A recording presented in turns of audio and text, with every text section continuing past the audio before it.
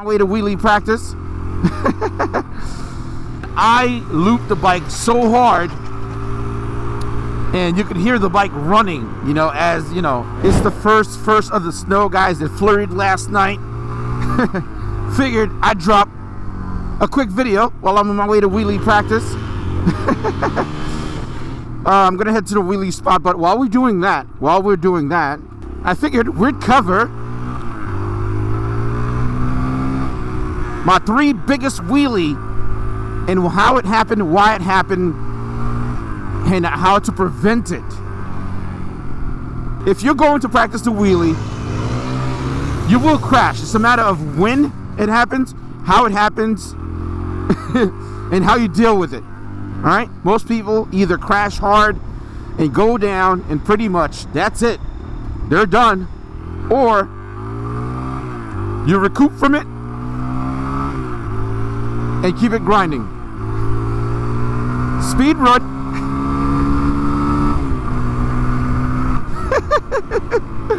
Oh man, I love it. Man, this gives me a great opportunity to warm up the bike while we're getting there. That way, you know, we're not, you know, overworking the engine doing wheelies before actually warming up the bike. So it's been running. The first wheelie I crashed, man, it was eye-opening for sure. I was very excited. I was going from the office and coming home and grabbing the KLX and going out, ripping it around and just basically riding the wheelies out, you know, just going through the RPM and chasing it. And it was exciting. I was excited. I was like, oh my God, I'm making progress. I'm getting it. It was eye-opening for sure, for a lot of reasons, guys. One, I was chasing the wheelies and I wasn't really bringing up to balance point. Even though it felt good, it wasn't a good wheelie. So I came from work, went out to practice, chasing wheelies out, and immediately panicked as the bike started going way further up and not hitting the rear brake, which I knew to hit the rear brake, but I panicked and I didn't hit it, and I dumped the bike. As you can clearly see, I dumped the bike, and immediately after, what I did just to kind of deal with the situation, which helped quite a bit, picked up the bike, make sure everything was running. I wasn't too worried about the damage, which is one of the biggest things. Make sure you get a bike that you can actually do this stuff on, that is not going to hurt the bank, hurt your feelings or ego, and then you can continue. Looked over the bike, saw there was like small scratches. The fairings were perfectly fine. I got back on, and I did not let the fear overtake, right? I took, you know, a few minutes and said, all right, so this is what's gonna happen. It's not damaged, the bike's still running. Let's continue going. All right. The good news is I record all my sessions, and that means I could slow down the footage tremendously and watch it over and determine what exactly I did and when did I do it and where it went wrong. My second biggest crash was a really good one as well. You will notice the patterns with all this crash. Again, I was very excited, practicing every day after work for about 20 minutes. I was exhausted from work. So I go out there, I'm practicing, knowing that there's a week's worth of rain coming, that I wouldn't be able to ride and practice in the rain, which you will see that I do. I go out there going hard and just really sending it, like overtly, like going really high up. By the way, guys, I do have a Patreon. If you want to support the channel, please join Best Man tier. It's your chance, an opportunity for you to win up to $1,000 worth of moto prizes. If not, there are some other tiers that you can get some pretty cool swag. All right, and that's one way you can actually help support and show love to the channel if you choose to. So I ended up setting the bike really hard, going up high, and just continuously doing it. I felt extremely confident. I looped the bike so hard, and you could hear the bike running, you know, as you know, it stayed in gear and everything else. I actually broke the pegs on that one. That's when I quickly realized parking lot practice is not ideal if you're a new rider or if you're a new person that's doing wheelies. You want to practice on the dirt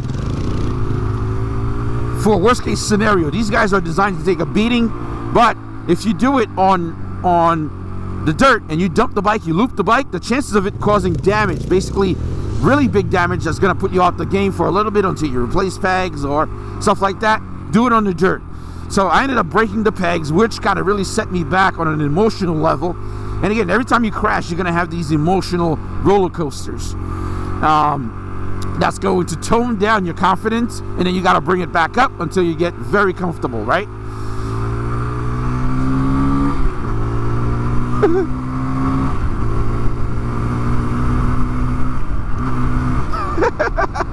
I can't get enough of doing that, that's for sure. Broke the pegs, and for a period of time I was searching for replacement pegs, and this is a 2022 model, and it's difficult to find parts for it, only because the bike is very, very brand new, which kind of annoys me quite a bit. And I felt kind of dumb that, hey man, don't practice on a dirt bike on the street, because the crashes is going to be more severe, you're more likely to cause damage.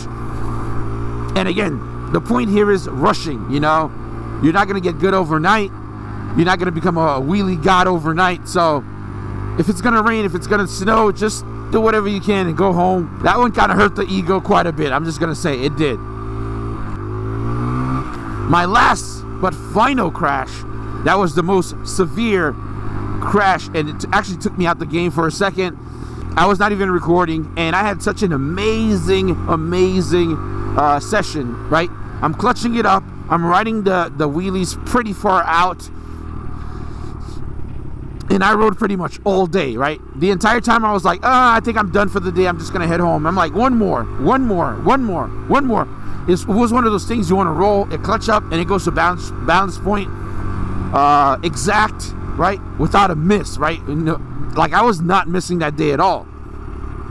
And about like 5 minutes until I'm like, all right, I'm gonna head home, and I basically crashed it really bad. But the problem here is, I guess due to a little bit of fear that I had from the last time I crashed the bike and broke the pegs that I had to replace, I attempted to save the bike. But meanwhile, I was on grass, right? I was on grass, and I held the bike and kind of ballerinaed around it. Instead of just letting it loop and then I would fall on the floor or whatever, I ballerinaed around the bike to the point where I fell when the bike fell to the ground, I fell on the bike, right? Not too bad. This is where it got ugly. I nearly impaled myself because I fell on the left-hand side of the pegs, and I sprained my ankle, guys. Oh my God, that was really traumatic on a lot of levels, right? It sets back the level of wheelies that I'm doing, how high I'm going. The other problem I had was, I was like, paranoid that, oh my God, I nearly, surgically destroyed my junk because I fell on the pegs, and I put new pegs on. They're pretty sharp, they're pretty grippy, and I was out the game for about like a month because I let my sprained ankle heal, where I just didn't do anything. I allowed it for it to not to put weight on it, and just basically was, traumatized a little bit in terms of my confidence. So in other words, when you're done practicing and you're pretty much like had a great day, man, finish off with a positive note and then just head back home. Don't just keep on overdoing it. Again, being overtly zealous, being too fatigued, and too confident, all three of those things can actually hurt you if you overdo it. So that's my story, guys.